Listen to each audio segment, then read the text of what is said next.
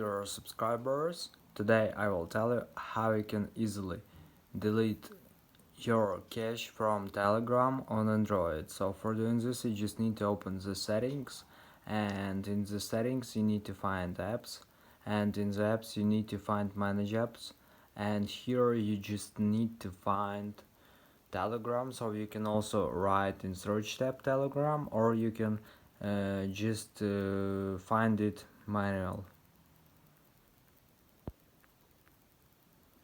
So we will write, because it will be faster, here you can see Telegram.